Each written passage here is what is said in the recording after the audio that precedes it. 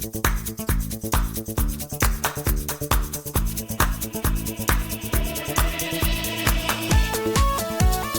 Hello friends, நான் உங்க எஸ்கேயே பேசுறேன். இன்னைக்கு 2 முக்கியமான விஷயங்கள் பார்க்க போறோம் மை டியர் ஃப்ரெண்ட்ஸ். ஒன்று வந்து தமிழகத்தின் கோவில்கள், நம்ம தமிழரோட ஆன்மாவின் அடிப்படை அப்படின்னு சொல்லலாம். இரண்டாவது தமிழகத்தோட மண்ணு, நம்ம இயற்கையின் ஆதாரம் அப்படின்னு சொல்லலாம், நம்ம கட்டிடத்தோட அஸ்திவாரம். இந்த இரண்டையும் கடந்த 15-20 ஆண்டுகளாக யாரோ சிஸ்டமேட்டிக்காக அழிச்சுக்கிட்டே வந்திருக்காங்க.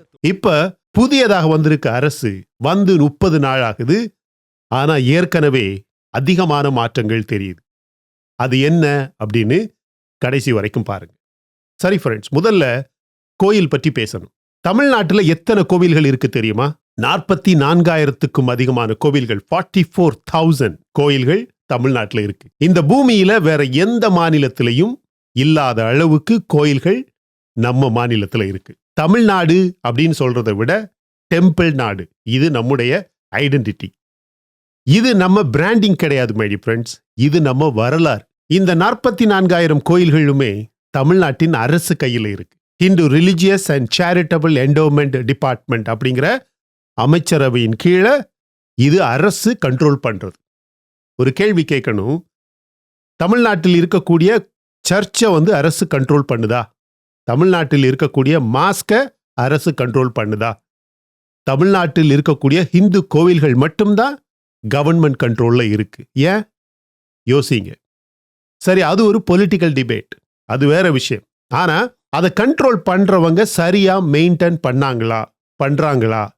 அந்த கேள்வி மட்டும்தான் நாம கேட்கணும். 5,000க்கும் மேல கோயில்கள் தமிழ்நாட்டில் அழிந்து போய் கிடக்குது. ரூயின்ஸ் அப்படின்னு சொல்லுவாங்க. 5,000 கோயில்கள், நாம கட்டிய கோவில்கள், சோழா ஆர்கிடெக்சர், பல்லவா ஸ்டோன் ஒர்க், 1000 ஆண்டு பழைய சுவர்கள் இருக்கக்கூடிய கோயில்கள் இன்னைக்கு அழிந்து போய் கிடக்குது. அது மட்டுமல்ல ஃப்ரெண்ட்ஸ், கும்பாபிஷேகம் அப்படின்னு சொல்லுவாங்க. கும்பாபிஷேகம்னா உங்களுக்கு தெரியாத விஷயமே கிடையாது. ஒவ்வொரு 12 ஆண்டுக்கும் ஒரு கோவிலை புதுப்பித்து கான்செக்ரேட் பண்றது, அதை புனிதப்படுத்துவது. அந்த செர்மனியை தான் கும்பாபிஷேகம் அப்படின்னு சொல்றாங்க. ஒரு கோயிலுடைய ஸ்பிரிச்சுவல் லைஃப் தொடர்வதற்கான அந்த ஒரு ரிச்சுவல், ஒரு பாரம்பரியமான ஒரு ரிச்சுவல். இன்னைக்கு மதுரை மீனாட்சி அம்மன் கோயில் எடுத்துக்கங்க. உலகம் முழுக்க இருக்கக்கூடிய தமிழர்கள் மனசுல இருக்கிற அந்த கோயில் கடைசியா கும்பாபிஷேகம் எப்ப நடந்தது தெரியுமா? 2009ஆம் ஆண்டு. 2009. இந்த 12 ஆண்டு ரூல் முறைப்படி நீங்க பாத்தீங்கன்னா 2021 கும்பாபிஷேகம் நடந்திருக்கணும். ஆனா நடக்கல. 2022 ஸ்டாலின் அசம்பிளில சட்டசபையில பிராமிஸ் பண்றாரு, 2 வருஷத்துல நாங்க மதுரை கோயிலுக்கு கும்பாபிஷேகம் பண்றோம் அப்படின்னு. நடந்துச்சா? நடக்கல. 2025 ஆச்சு, அப்பவும் நடக்கல. 2026 ஜனவரியில தேர்தலுக்கு முன்னாடி சொன்னாரு, இப்ப நாங்க பண்ண போறோம் அப்படின்னு சொன்னாங்க. அப்புறம் தேர்தலுக்கு ஓட்டு கேட்டப்ப, இந்த முறை மட்டும் நீங்க ஓட்டு போடுங்க, நாங்க உடனடியாக மதுரை கோயிலுக்கு கும்பாபிஷேகம் பண்ணுவோம் அப்படின்னு சொன்னாங்க. நடக்கல. 16 ஆண்டுகள் மதுரை மீனாட்சி அம்மன் கோயிலுக்கு கும்பாபிஷேகம் நடந்து 16 ஆண்டுகள் ஆயிடுச்சு. தமிழர்களுடைய ப்ரௌடஸ்ட் சிம்பல் 16 ஆண்டுகளாக கும்பாபிஷேகம் இல்லாம கிடக்குது. இது ஒரு சாதாரண விஷயமா ஃப்ரெண்ட்ஸ்? சரி, இது மட்டுமல்ல. திருவள்ளூர்ல பிக்காளீஸ்வரர் டெம்பிள் அப்படின்னு ஒரு கோயில் இருக்கு. அதாவது கிருஷ்ண தேவராயா காலத்துல கட்டப்பட்ட ஒரு கோயில். 50 ஆண்டுகளாக கும்பாபிஷேகம் இல்ல. 30 ஆண்டுகளாக ஒரு சிங்கிள் மெயின்டெனன்ஸ் கிடையாது. அந்த கோயில இருக்கக்கூடிய கோபுரம் டவர் டேமேஜ் ஆயிடுச்சு. பிளாக் போல், அந்த கொடி கட்டி இருப்பாங்கல்ல, அது கீழே விழுந்துடுச்சு. கரூர்ல சோமேஸ்வரர் அப்படின்னு ஒரு கோயில் இருக்கு. 2010 இதுக்கான ரெனோவேஷனை ஸ்டார்ட் பண்ணாங்க. ஆனா இன்னும் முடியல. ரெனோவேஷன் முடிஞ்சாதான் கும்பாபிஷேகம் நடக்கும். எனவே கும்பாபிஷேகமும் பெண்டிங். ஒரு கோவிலுடைய டவர், ஒரு கோவிலுடைய கோபுரம் பழுதடைந்து அழிந்து போகும்போது அதனுடைய ஸ்டோன் கீழே சரிஞ்சு விழுது பாத்தீங்களா? அது வெறும் கல்லு சரிஞ்சு விழுந்தது கிடையாது. ஒரு சிவிலைசேஷனே, ஒரு கலாச்சாரமே சரிஞ்சு விழுறதுக்கு சமம். சரி, இப்படியெல்லாம் தமிழ்நாட்டை நடக்குதே. இதுக்கு முன்ன ஆட்சியில் இருந்த டிஎம்கே, ஏடிஎம்கே இவர்களுடைய விளக்கம் என்ன தெரியுமா? ஸ்டாலின் சொல்றாரு, நாங்க 7,132 கோடி மதிப்புக்கு கோயில் நிலங்களை நாங்க ஆக்கிரமிச்சவங்கிட்ட இருந்து மீட்டு இருக்கிறோம் அப்படின்னு சொல்றாரு. ஓகே, நல்ல விஷயம்தான், அப்ரிஷியேட் பண்றோம். ஆனா ஃப்ரெண்ட்ஸ், ஒரு கையால மீட்டுட்டு இன்னொரு கையால ஏன் அந்த டெம்பிள் பணத்தை ஷாப்பிங் காம்ப்ளெக்ஸ் கட்டுறதுக்கு பயன்படுத்தினாங்க? நான் ஏற்கனவே ஒரு வீடியோல சொல்லியிருக்கிறேன். டெம்பிள் ஆக்டிவிஸ்ட் TR ரமேஷ் அவர் டைரக்டா சொல்றாரு, இவங்க ரெனோவேஷன் அப்படிங்கிற ஒரு வார்த்தையை தேவையில்லாம பயன்படுத்துறாங்க. ஆக்சுவலா DMK ஆட்சி காலத்துல ரெனோவேஷன் அப்படிங்கிற வார்த்தை ஒரு கெட்ட வார்த்தையா மாறிடுச்சு. ஏன்? ரெனோவேஷன் அப்படிங்கிற பேர்ல கோயில்கள்ல இருக்கக்கூடிய பணத்தை இவங்க லூட் பண்ணி வேற ஏதாவது ஒரு புதிய திட்டத்தை செய்யறோம் அப்படிங்கிற பேர்ல 70% 80% பணத்தை தொண்டைக்குள்ள முழுங்கிடுறாங்க. இன்னைக்கு செத்துப்போன யானைகளுக்கு நினைவிடம் கட்டுறாங்க. எந்த பணத்துல? கோயிலேருந்து மீட்டெடுத்த பணத்துல. நீங்களே சொல்லுங்க, இது ஒரு சீரியஸ்னஸா? இது மனிதாபிமானமா? இது மக்களுக்காக செய்யக்கூடிய செயலா? ஆனா ஃப்ரெண்ட்ஸ், இப்ப ஒரு மாதமாகுது TVK அரசு வந்து, தாவேகா கட்சி ஆட்சிக்கு வந்து, தளபதி விஜய் அவர்கள் CM ஆகி ஆல்மோஸ்ட் 30 நாள் ஆக போகுது. இந்த HRNCE, இந்த அறநெறி மினிஸ்டர் இருக்கார் பாத்தீங்களா, அவர் பேர் ரமேஷ் ஸ்ரீனிவாசன். அவரு வயது 31, தாவேகா கட்சியுடைய ஒரு அமைச்சர். அவர் நேத்து நேரடியாக காஞ்சிபுரத்தில் இருக்கக்கூடிய மிகப்பெரிய ஒரு கோயிலுக்கு போறார். ஏன் தெரியுமா? அங்க தமிழ்நாட்டிலேயே மிக முக்கியமான மிகப்பெரிய ஒரு ஃபெஸ்டிவல், ஒரு திருவிழா நடக்குது ஒரு ஹிந்து கோயில்ல. போய் ஃபீல்ட் இன்ஸ்பெக்ஷன் அப்படின்னு போயிருக்கிறார். திருச்செந்தூர்ல ஆச்சரியமாக அதிர்ச்சியாக போனார். காஞ்சிபுரத்தில் அப்படி இல்லை. ஒரு அமைச்சருங்கிற முறையில் மிகப்பெரிய ஒரு திருவிழா, லட்சக்கணக்கான மக்கள் வர்றாங்க அப்படின்னு சொல்லப்படுது. அப்படிப்பட்ட ஒரு திருவிழாவுக்கு எல்லா ஏற்பாடுகளும் இருக்கா அப்படிங்கிறத மேற்பார்வையிடுறதுக்காக போறாரு. 800க்கும் அதிகமான police, ambulances, fire department vehicles, drinking waters, 10, 15, 20 இடங்கள்ல ட்ரிங்கிங் வாட்டர்ஸ், மோர், குடிக்கிறதுக்கு மோர் ஆங்காங்கே அரேஞ்ச் பண்ணி வச்சிருக்கிறாங்க. எலக்ட்ரிக்கல் லைன்ஸ் வந்து ஏற்கனவே அந்த தேர் இழுக்கிறதுக்கு எந்த இடைஞ்சலும் இல்லாம சரி பண்ணியிருக்காங்களா அப்படின்னு கிளியரன்ஸ் முன்னாடியே செக் பண்றாங்க. அவர் சொல்றாரு, நாங்க ஆட்சிக்கு வந்து 1 மாதம் தான் ஆகுது அப்படின்னு அவரே சொல்றாரு. இத்தனை ஆண்டு காலம் செய்யாத எல்லா விஷயத்தையுமே இதுவரைக்கும் யார் யாரெல்லாம் என்னென்ன செய்யணும்னு விருப்பப்பட்டாங்களோ அந்த விஷயங்களை நாங்க இந்த 30 நாட்கள்ல செய்யறோம். அந்த அர்ஜென்சி அவர்கிட்ட இருக்கு. அவருடைய டோன் வந்து 30 நாளுக்குள்ளாடி நாங்க ஃபீல்டுக்குள்ள வந்து சட்டசபையில செக்ரட்டேரியட்டில் ஏசியில உட்கார்ந்து PR பண்றது கிடையாது நாங்க. ஆனா இங்க வந்து ஃபீல்டு விசிட் பண்றோம். அதுல ஒரு சன் டிவி நிருபர் கேட்கிறாரு, இந்த அரேஞ்ச்மெண்ட் எல்லாம் பொதுவா ஒவ்வொரு வருஷமும் பண்றது தானே, நீங்க என்னது புதுசா செய்றீங்க அப்படின்னு ஒரு சன் டிவி நிருபர் கேட்கிறாரு. அதுக்கு அவர் சொல்றாரு, கோபப்படல, நீங்க சன் டிவி காரனா அப்படின்னு இண்டிகேட் பண்ணல. 31 வயது, ஆனா 50, 60 தேர்ந்த நல்ல அரசியல்வாதிக்கு இருக்கக்கூடிய ஒரு மனநிலையோட பதில சொல்றாரு. எல்லா வருஷமும் நடக்கிறது தான், பட் நான் ஒரு அமைச்சருங்கிற முறையில் அதை என்ஷூர் பண்ணணும்ல. இந்த வருஷமும் எல்லா ஏற்பாடுகளும் சரியாக இருக்குதா, அதுல ஏதாவது இன்னும் அதிகமான முறையில நல்ல முறையில ஆட் பண்ண முடியுமா அப்படிங்கிறத நான் வந்து என்ஷூர் பண்ணணும்ல, அதுதானே என் பொறுப்பு அப்படின்னு டீசெண்டான ஒரு பதில் கொடுக்கிறார். அது உண்மைதானே? இங்க பாருங்க, உடனே இன்னொரு ரிப்போர்ட்டர் கேட்கிறாரு, தமிழ்நாட்டில் எத்தனையோ கோயில்கள்ல கும்பாபிஷேகம் இன்னும் பெண்டிங்கா இருக்கு சார், நீங்க என்ன பண்ண போறீங்க? அதுக்கு அவர் சொல்றாரு, எந்த கும்பாபிஷேகம் பெண்டிங்கா இருக்குன்னு நாங்க ரிவ்யூ பண்றோம். எந்த கோயில் வந்து ruinsா, அதாவது அழிஞ்சு போய் கிடக்கு அப்படின்னு நாங்க ஐடென்டிஃபை பண்றோம். அந்த கோயில்களை மீட்டு புதுப்பிக்க போறோம் அப்படின்னு அவர் சொல்றாரு. அதாவது கோயில்கள்ல ஒரு கால பூஜை அப்படின்னு இருக்கு. தமிழ்நாட்டில் அதிகமான கோயில்கள்ல ஒரு கால பூஜை தான் நடக்குது. அவர் சொல்றாரு, ஒரு கோயிலுடைய ஒரு கால பூஜையை 3 கால பூஜையாக மாற்றுவதற்கான எல்லா ஏற்பாடுகளும் தளபதி விஜய் CM உடைய ஆட்சியில இப்ப நாங்க ரிவ்யூ பண்ணிட்டு இருக்கிறோம். அந்த கோயில்கள் அலைவா இருக்கணும், த்ரைவிங்கா இருக்கணும், மக்கள் வந்து அமைதியா உட்கார்ந்து ஜெபிச்சுக்கிட்டு போற ஏற்பாடுகளை பண்ணுவோம். ஒரு பக்கத்துல கோயில்களை அழிக்கணும்னே இருந்த கூட்டத்துக்கு மத்தியில நாங்க இந்த கோயில்களை புதுப்பிக்க போறோம். 44,000 கோயில்களும் ஒரே மாதிரியான ஒரு எண்ணத்தோட நல்ல மக்கள் வந்து அமைதியாக இருந்து ஜெபிச்சுக்கிட்டு போற கோயில்களாக மாறணும் அப்படின்னு சொல்றார். இது ஒரு civilisational commitment my dear friends. இது ஒரு டோட்டல் நாகரிக ரெனோவேஷன், பொலிட்டிக்கல் ஸ்டேட்மெண்ட் கிடையாது. 31 வயதுல அவருக்கு பொய் சொல்லணும்னு எந்த தேவையுமே கிடையாது. இது தமிழ்நாட்டு கோயில் பற்றிய மிக முக்கியமான ஒரு விஷயம். இவர் இந்த காஞ்சிபுரத்துல அந்த கோயில்ல அந்த தேர் திருவிழால இப்படி ஒரு அமைச்சர் போய் இவ்வளவு பக்குவமான ஒரு பதிலையும் தமிழ்நாடு அரசு இப்ப செய்யற ஏற்பாடுகளையும் பற்றி பேசும்போது உண்மையிலேயே சேஞ்ச், மாற்றம் அப்படிங்கிறது வந்திருக்கு ஃப்ரெண்ட்ஸ் அப்படின்னு தோணுது. இப்ப ரெண்டாவது விஷயம், மண்ணு, சாண்ட். தமிழ்நாட்டு கன்ஸ்ட்ரக்ஷன் இண்டஸ்ட்ரியுடைய ஆக்சிஜன் என்ன அப்படின்னு கேட்டீங்கன்னா மண்ணு. மண்ணு இல்லாம போனா எதுவுமே கிடையாது. மண்ணு இல்லாம போனா செத்தா கூட புதைக்க முடியாது. மண்ணு இல்லாம போனா வீடு கட்ட முடியாது, ஒரு ஸ்கூல் கட்ட முடியாது, ஒரு ஹாஸ்பிட்டல் எழுப்ப முடியாது.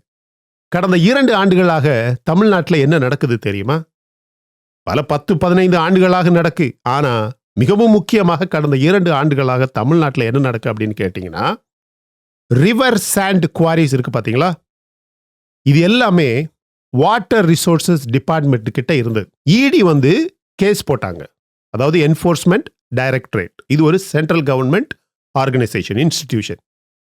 அதாவது வாட்டர் ரிசோர்சஸ் டிபார்ட்மெண்ட்ல மணி லாண்டரிங் நடக்கு அப்படின்னு இடி வந்து கேஸ் போட்டாங்க. பொது பணித்துறையில இருக்க வேண்டிய எல்லா கான்ட்ராக்டுமே பிரைவேட் கான்ட்ராக்டர்ஸ் கிட்ட இருக்கு, பிரைவேட் கான்ட்ராக்டர்ஸ்க்கு கனெக்ஷன் இருக்கு அப்படின்னு சொல்லி அதிகமான குவாரிஸ் வந்து சீல் பண்ணப்பட்டது. இதனுடைய ரிசல்ட் என்ன தெரியுமா? தமிழ்நாட்டுக்கு தேவையான மண் வந்து பக்கத்து மாநிலம் ஆந்திராவிலிருந்து இம்போர்ட் பண்றாங்க.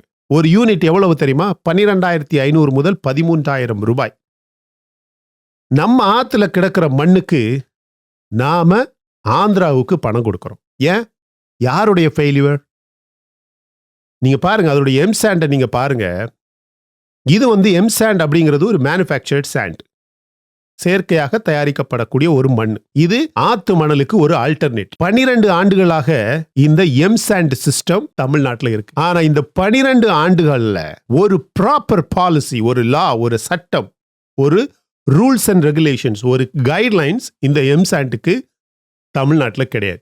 இன்னைக்கு தமிழ்நாட்டில் எம்சாண்ட் அப்படிங்கிறதுக்கு ஒரு சட்டம் கிடையாது. எவ்வளவு ஆச்சரியமான விஷயம் பாத்தீங்களா?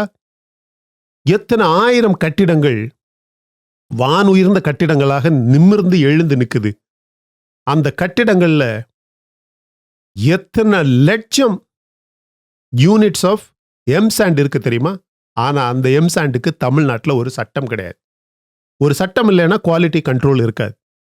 அது சரியான எம்சாண்டா, ஒரு கட்டிடத்தை தூக்கி நிறுத்தக்கூடிய அளவுக்கு பலம் உடைய எம்சாண்டா யாருக்குமே தெரியாது. இன்னைக்கு 4000க்கும் அதிகமான கிரஷர்ஸ் வந்து தமிழ்நாட்டில் இருக்கு. ஆனா இந்த 4000 கிரஷர்ஸ்ல பெர்மிட் வாங்கின கிரஷர்ஸ் எத்தனை தெரியுமா?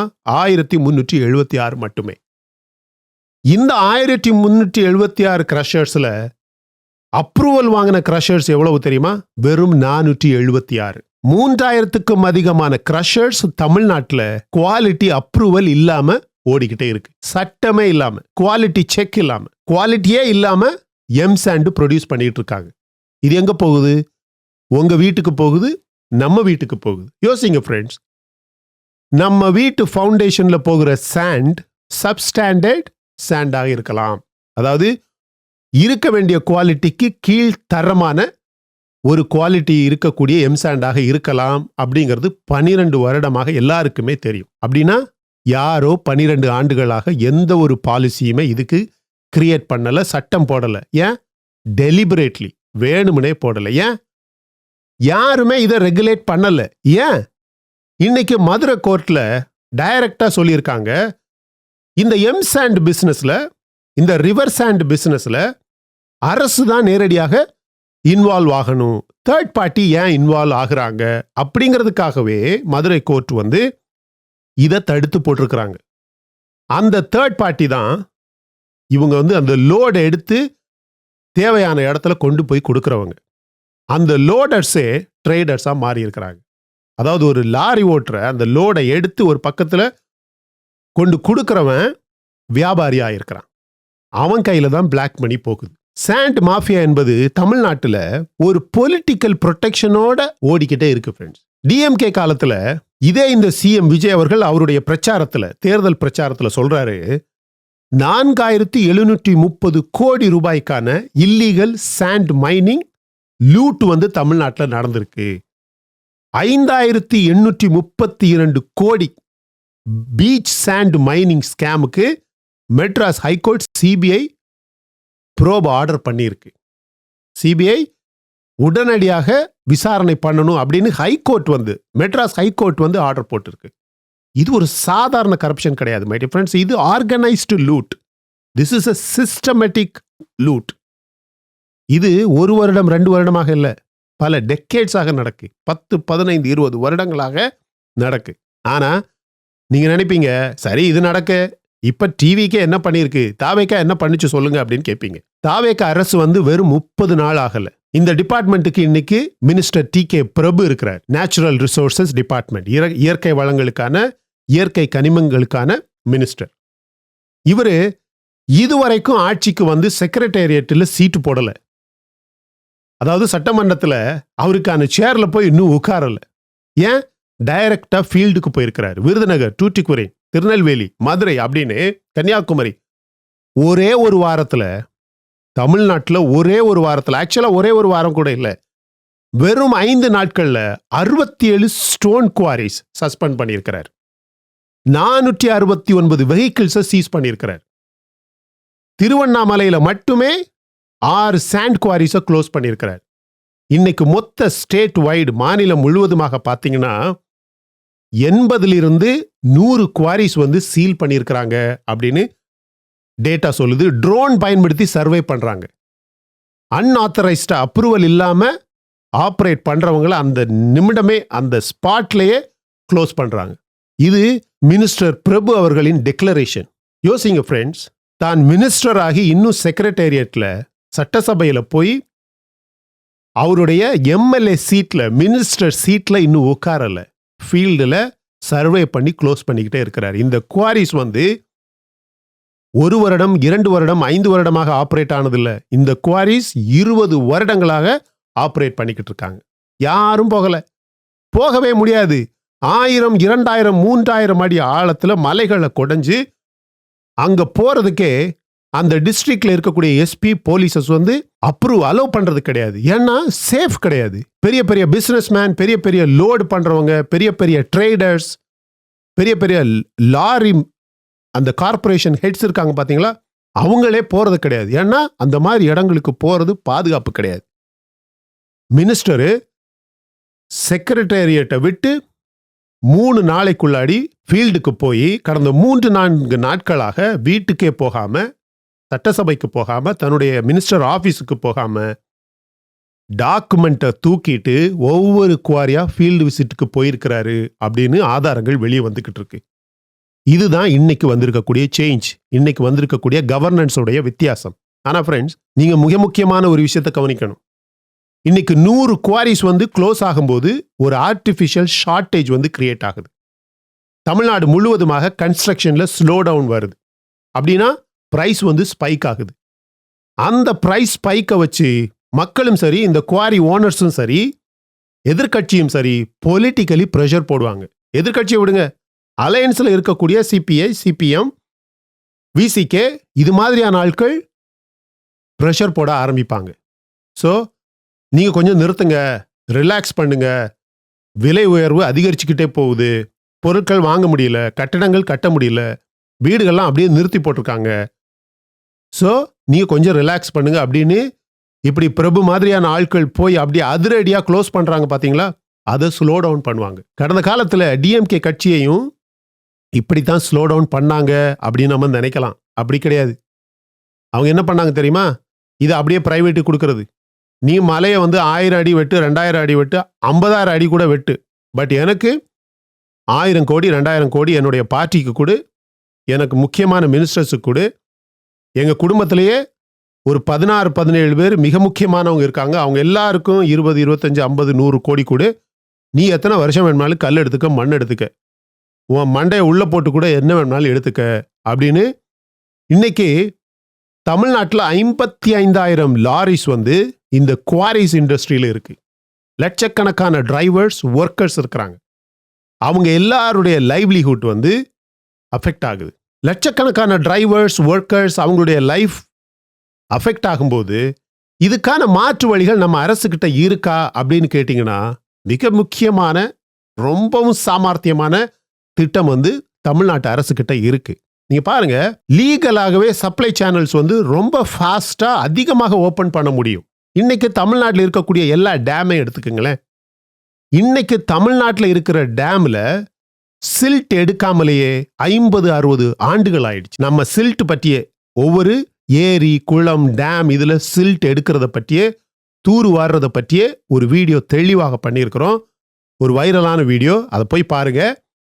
தமிழ்நாட்டில் 50-60 வருடங்களாக டேம்ல சில்ட் வாராமலேயே நூற்றுக்கணக்கான டேம்ஸ் இருக்கு மை ஃப்ரெண்ட்ஸ்.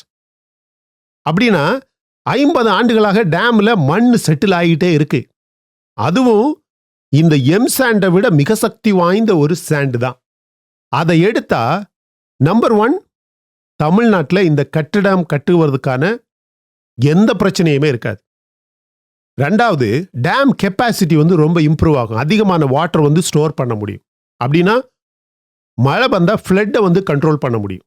மண்ணு யாருமே எதிர்பார்க்காத அளவுக்கு 50,000-60,000 கோடி ரூபாய் தமிழ்நாட்டு அரசு கஜானால பணம் வர்ற அளவுக்கு வருமானம் வரும். இன்னைக்கு பாருங்க, 2022ஆம் ஆண்டிலேயே ஒரு லா போட்டிருக்காங்க, ஒரு சட்டம் போட்டிருக்கிறாங்க. என்னது? தமிழ்நாட்டில் இருக்கக்கூடிய டேம்ல சில்ட் எக்ஸ்ட்ராக்ஷன் பண்ணணும், அதை முடிந்த அளவுக்கு சீக்கிரமாக பண்ணணும். அதை இன்னைக்கு வரைக்கும் யாருமே இம்ப்ளிமெண்ட் பண்ணல. இப்ப தாவேக அரசு அதை புஷ் பண்ண ஆரம்பிச்சிருக்காங்க. ஆட்சிக்கு வந்த 4வது நாளே இரவு 12 மணிக்கு சிஎம் விஜய் அவர்கள் ஒரு ஆர்டர் போடுறாரு. தமிழ்நாடு முழுவதுமாக இருக்கக்கூடிய எல்லா ஏரிகளுக்கும், எல்லா அணைகளுக்கும் போய் எங்கெல்லாம் சில்ட் எடுக்கலையோ அதெல்லாம் மிக சீக்கிரமாக அந்த சில்ட்டை எடுத்து முடிக்கணும் அப்படின்னு ஆர்டர் போடுறாரு. ஸோ ரைட் ஹேண்டில் இல்லீகலான விஷயங்களை எல்லாம் க்ளோஸ் பண்ணிட்டு, லெஃப்ட் ஹேண்டில் எதெல்லாமோ லீகலோ அதை ஓப்பன் பண்ணணும் சைமல்டேனியஸ்லி. அதுதான் ரியல் கவர்னன்ஸ், அதுதான் உண்மையான ஆட்சி மை டியர் ஃப்ரெண்ட்ஸ். இந்த 2 விஷயத்தையும் நீங்க தெளிவாக பாருங்க. ஒரே ஒரு ஸ்டோரி நமக்கு தெளிவாக தெரியுது. ஒன்று, நம்ம சிவிலைசேஷனுடைய ரூட்ஸ் என்ன, நம்ம நாகரிகத்தின் வேறு என்ன அப்படின்னு கேட்டிங்கன்னா, தமிழ்நாட்டில் பொறுத்த அளவில் அது டெம்பிள்ஸ், கோவில்கள் தான். ரெண்டாவது அதோடைய லேண்ட். மூன்றாவதாக அதை சுற்றி இருக்கக்கூடிய ரிவர்ஸ். இன்னைக்கு தமிழ்நாட்டில் டிராவிடியன் மூவ்மெண்ட், இந்த திராவிட மூவ்மெண்ட் வந்தது எதுக்காக? இவங்க கிட்ட கேட்டா சோஷியல் ஜஸ்டிஸ் அப்படின்னு சொல்லுவாங்க. அது ஒரு நோபல் காஸ், மகத்துவமான ஒரு காரணம் அப்படின்னு சொல்லலாம். ஆனா 59 ஆண்டுகளுக்கு பிறகு தமிழ்நாட்டில் இன்னைக்கு இருக்கக்கூடிய பிரச்சனைகளை பார்த்தீங்கன்னா, டெம்பிள்ஸ் நெக்லெக்டட், அப்படியே தமிழ்நாட்டில் இருக்கக்கூடிய கோவில்களை அப்படியே உதாசீனப்படுத்திட்டாங்க. ரிவர்ஸ் லூட்டட், அநியாயமாக கொள்ளையடிக்கப்பட்டிருக்கு. மவுண்டன்ஸ், இன்னைக்கு தமிழ்நாட்டில் அரசுக்கு சொந்தமான மலை அப்படின்னு எதுவுமே கிடையாது, எல்லாமே டிஸ்ட்ராய்டு. இதை சோஷியல் ஜஸ்டிஸ் அப்படின்னு சொல்ல முடியுமா? ஆனா ஒரு வேர் இல்லாம எந்த ஒரு மரமாவது நிற்க முடியுமா? அப்படின்னா தமிழ்நாட்டுடைய ரூட்ஸையே நீங்க அழிச்சிட்டீங்கன்னா தமிழ்நாடு அப்படிங்கிற மரம் எப்படி செழிக்க முடியும் சொல்லுங்க? இன்னைக்கு தாவேகா கட்சி ஆட்சிக்கு 1 மாதம் ஆகுது. இந்த 30 நாட்கள்ல ஹண்ட்ரட்ஸ் ஆஃப் ஃபீல்ட் இன்ஸ்பெக்ஷன், கும்பாபிஷேகம் ரிவ்யூ நடக்குது, குவாரி கிராக் டவுன் நடக்குது, ட்ரோன் சர்வே பண்றாங்க, வில்லேஜஸ் கிராமங்கள்ல நின்று பிரஸ் மீட் கொடுக்குறாங்க. இது ப்ராமிஸ் கிடையாது மை ஃப்ரெண்ட்ஸ், இது ரியல் ஆக்ஷன். இது ரியாக்ஷன் கிடையாது, this is proactive action. Using friends, 59 ஆண்டுகள்ல டேமேஜ் ஆனதை 5 ஆண்டுகள்ல சரி பண்ண முடியுமா? 5 ஆண்டுகள்ல சரி பண்ண முடியுமாங்கிறதே சந்தேகம். ஆனா இன்னைக்கு 10 நாள்லயே கேள்வி கேட்கிறானுங்க. என்னன்னு, நீங்க அதை சொன்னீங்க இன்னும் நடக்கல, இதை சொன்னீங்க இன்னும் நடக்கல. கேள்வி ஒருவேளை வேலிடா இருக்கலாம், ஆனா டைரக்ஷன் மாறி இருக்கா இல்லையா? அதுக்கான இன்டென்ஷன் வெளிப்படுதா இல்லையா? அது மட்டும்தான் இப்போ ரொம்ப இம்பார்ட்டன்ட் மை டியர் ஃப்ரெண்ட்ஸ். அதனால நம்ம காலங்கள்லையும் சரி, பல 1000, 2000 ஆண்டுகளுக்கு முன்னாடி திருவள்ளுவராக இருக்கட்டும், சாணக்கியராக இருக்கட்டும், அம்பேத்கராக இருக்கட்டும், காந்தியா இருக்கட்டும், இவங்க எல்லாருமே நாட்டுக்கு ஒரு தலைவன் அப்படிங்கிற முறையில் அவனுடைய எண்ணங்கள் நல்லா இருக்கும்போது அவனுடைய தொண்டர்களும் நல்லா இருப்பாங்க, அவங்க கீழே வேலை செய்யக்கூடிய சேவகர்களும் நல்ல எண்ணத்தோட இருப்பாங்க அப்படின்னு சொல்றது காலம் காலமாக வழக்கம். ஸோ நல்ல காலம் வரும்போது அசைக்க முடியாத நம்பிக்கையும் வரும். அந்த நம்பிக்கை இன்னைக்கு வந்திருக்கா? அதுதான் நான் உங்ககிட்ட கேட்கிற கேள்வி. நான் தெளிவாக சிம்பிளாவே கேட்கிறேன். தமிழ்நாட்டில் நம்ம கோவில்களையும் நம்ம மண்ணையும் பாதுகாக்கிறத விட மிக முக்கியமான விஷயம் என்ன அப்படின்னு நீங்க கமெண்ட்ல சொல்லிடுங்க பார்ப்போம். நம்ம கோவில்களையும் நம்ம மண்ணையும் நம்ம காப்பாத்திட்டோம்னா நம்ம கல்வியும் காப்பாற்றப்படும், நம்ம பெண்களும் காப்பாற்றப்படுவாங்க, நம்ம குழந்தைகளும் காப்பாற்றப்படுவாங்க, நம்ம வருங்காலமும் காப்பாற்றப்படும். இதை நீங்க ஒத்துக்கிறீங்களா இல்லையா அப்படிங்கிறத கமெண்ட் செக்ஷன்ல பதிவு பண்ணுங்க. ரொம்ப முக்கியமான வீடியோ. கொஞ்சம் சென்டிமெண்டலா சென்சேஷனலா தெரியலாம், but this is the reality. இதை நீங்க ஒத்துக்கிறீங்களா இல்லையா அப்படிங்கிறத கமெண்ட் செக்ஷன்ல பதிவு பண்ணிட்டு, இந்த வீடியோ பிடிச்சிருந்தா லைக் பண்ணுங்க. லைக் பண்ணிட்டு அப்படியே விட்டுடாதீங்க. உங்களுக்கு தெரிஞ்ச எல்லாருக்கும் இதை ஃபார்வர்ட் பண்ணுங்க. நம்ம கோவில்கள், நம்ம மண்ணு, இதை நாம பாதுகாக்கணும். பாதுகாக்கும் முன்னாடி அதை பற்றிய ரியாலிட்டிஸ் நமக்கு தெரிஞ்சிருக்கும். அதுக்கு நீங்க ஒத்துக்கிறீங்கன்னா மட்டும் இந்த வீடியோவை லைக் பண்ணிட்டு இந்த சேனலை சப்ஸ்கிரைப் பண்ணுங்க. பிடிச்சிருந்தா மட்டும் சப்ஸ்கிரைப் பண்ணா போதும். இல்லைனா please take your own time. Thank you so much, my dear friends, for watching all my videos and supporting my channel. Until I come back with my next awesome video, it's bye-bye from Suresh. Stay safe, stay positive, stay active and stay fit and always dream big in your life. நம்மளால எப்பவுமே எதையுமே எங்கேயுமே சாதிக்க முடியும் அப்படின்னு நம்ம first நம்பணும், my dear friends. And as I always say, please take care of your parents at your home. உங்க அப்பா அம்மாவை உங்க வீட்டிலே வச்சு நல்ல சந்தோஷமா பத்திரமா பாதுகாப்பா பார்த்துக்குங்க, my dear friends, because it's very, very, very, very important. Thank you.